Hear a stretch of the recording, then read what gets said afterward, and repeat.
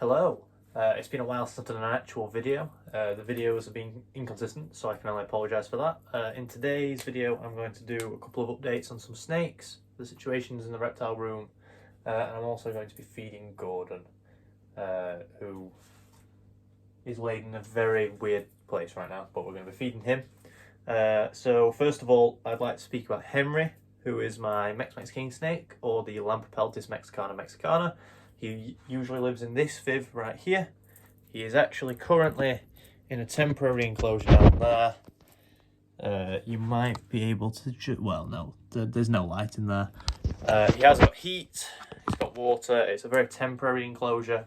Basically, what happened is obviously he's terminally ill, which just means that eventually he's going to die in my care. He's in palliative care with me, but he's not been showing any signs of slowing down. He's been eating, drinking, and everything else. He's actually currently in blue right now, just in shed. But unfortunately, I believe it was probably 2 weeks ago, but I only noticed it last week. He had actually regurgitated an item of food, which had resulted in flies being in his enclosure. Now, his enclosure is usually quite crowded with plants and bits of cork bark and other ornaments and hides and a big water bowl, and I haven't seen any of the flies or any sign of them, and there's not been any smell. He wasn't lethargic or anything. He's actually eaten since then, so I didn't notice it until I'd seen the flies. My bad. I should have checked the back of the enclosure because it was under some substrate. These things happen. So he's in there while I can afford to basically just completely disinfect that enclosure, and I'm also going to leave it for a week. So basically he's in the temporary enclosure while I get that one sorted. I did do a quick little update on it. He's still in the temporary enclosure just while I look at him and make sure he's okay. And as I said, while I disinfect that, because I want to make sure it's entirely clean and there's no chance of maggots or any more flies appearing. But the good news is he has excreted, he has pooed, which means that whatever was stopping him from regurgitating hasn't made him, whatever made him regurgitate hasn't made him regurgitate the prey item I fed him after, which is wonderful. What I hypothesize has happened is he's had a blockage of some sort. Maybe the medium mouse I fed him was just a little bit too big. So for the time being, he's going to be eating the same food as Gordon, just to make sure there's nothing blocking his system. He has regurgitated food in the past, and this is what the vet advised me, so I'm going to do this. If I see any signs of regurgitation or anything like that, he will be going straight to the vets. I do actually have a free vet appointment that's queued up for him, because it's been over a year now since he was diagnosed with hemangiosarcoma, which is his type of cancer, and the veterinarian that actually treated him said that it had only been seen in 2 other snakes, at least in the UK, and one of them was definitely in the US, and they were both deceased. So there's very little information known about this type of cancer in reptiles, especially snakes. So he's actually a research case is basically what he is. So I've actually had a couple of freebies from the vets that he is registered at, which is very nice of them. Saves me some money that I can put back into the animals. Because the first vet trip they did cost me £550, which is not a fun amount of money to be spending on basically something that didn't actually result in anything, because we thought that they were abscesses or maybe a parasite from one of the food items he'd eaten, because he had lumps coming up on the side of him. So he had 3 of those dissected. He's actually got scars from those, and they were tested on. And then they tested his blood, and it was only when they tested his blood that they realised that actually he had cancer. Those lumps were just a symptom of it, I guess. That being said, he actually doesn't have any lumps right now, and they've been going down for the last couple of months. So that could either mean one of 2 things. He's either fighting it that well that he's actually kind of beating it for the time being. That doesn't mean that he'll survive. He's not going to beat it, unfortunately. But currently his body is fighting against it, or he could be going into basically remission, so he might be having a spike of good health, I guess, and then he might go downhill. So I'm preparing myself for the worst just in case that does happen. That being said, right now he's good, he's hiding. I actually need to clean some poop out after this video because I've just spotted some more, and he's urated, which is always good. So we're going to feed Gordon now we've covered Henry and why I've been a little bit iffy with the uploads and whatnot. So we're going to be using special tongs, and we're going to be feeding him a hopper. So I'm going to open the enclosure and actually just show you basically what I do with Gordon, because he won't eat from the tongs. So this is Gordon's enclosure, this is Gordon down there, and we're literally just going to be going like this and resting it there, because that's what he does when it touches him. Whoops, that's my bad, Gordon, that's my bad. Oh, I'm stuck on the plant, so we're just going to leave it on the substrate. A little bit of substrate won't hurt him. And that's Gordon right there, so he's my western hognose snake. We'll just move the plants a little bit and we'll close him, and he will eat that in his own time. Basically, Gordon is not the happiest of animals ever. Now we've fed Gordon, obviously I will cut back to him if he actually eats that.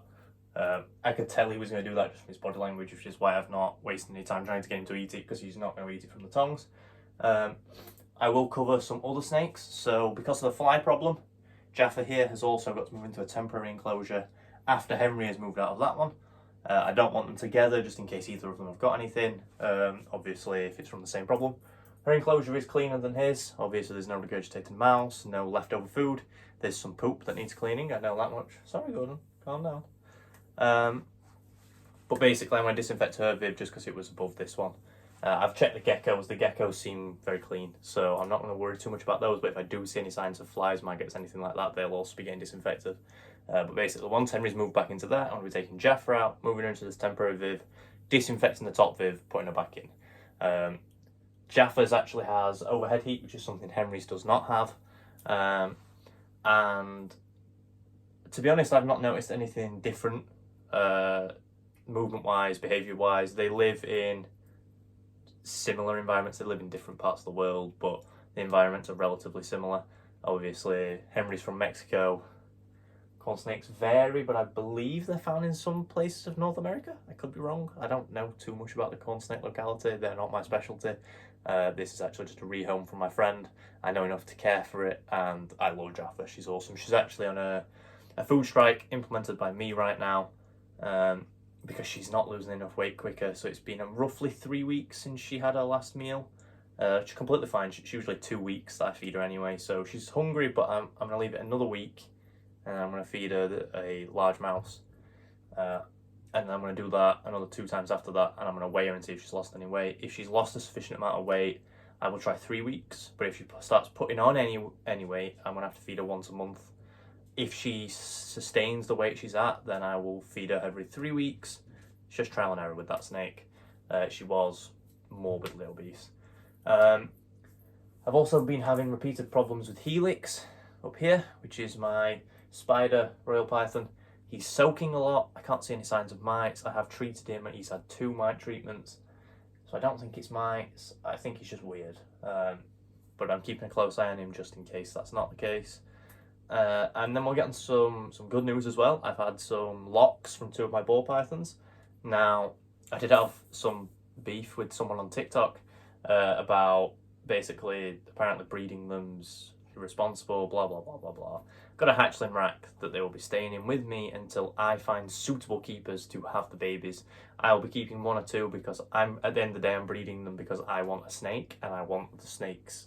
I want the snake that has specific morphs, and I've got to build up to that. So yeah, hopefully I'll have some babies in around 3 months' time, or some eggs in around that time at least. Keep introducing actually 2 males. There's 2 males that keep going in and out just in case one male has got anything wrong with him or he's too young. They're both up to weight, they're both up to age, but everyone and everything develops differently. So just to be on the safe side, I keep switching the snakes. So that's good news. The other good news is all of my animals currently are doing fine. I do need to do a water change on Shelly because hers is just crap right now, because basically with the tank that I've got her in, which will be changed in less than a month now, the filter's just not strong enough to keep going, so every week I've got to do a water change. Basically after a week it gets clogged up because turtles poo and algae grows, and because of the UV light and everything. I need to get her a new basking thing because she's broke it. In fact, I will show you the bit of it that's all that's left of it. There's a screw missing. I didn't realise it was missing when I put it in there. There's actually nothing that bolt the screws in. She just needs a new stand. So currently she doesn't have one, but she does have a bridge in there that she can rest on and sit outside of the water just about.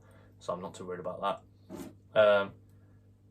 But yeah, there's a few things going wrong, a few things going right. It's just a pain right now, so I'm just focused on keeping the animals right, which means there might be a drop in reliability of the content every day. I will still try my best to get at least shorts out every day, but as you can tell, it's been like, there must be 3 uploads now, where there's a day I didn't upload in between. So I just wanted to explain that to you all.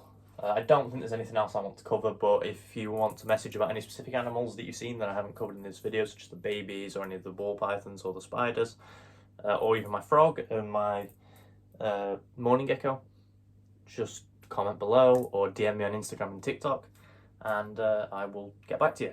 I have no problem talking about them. One final thing before I go is, in January, I will be upgrading all of my enclosures, so expect to see some videos of me designing the enclosures, setting them up, introducing the snakes into the enclosures. So that's something to look forward to. Other than that, I don't think there's anything else I need to cover immediately. So this will be the end of the video.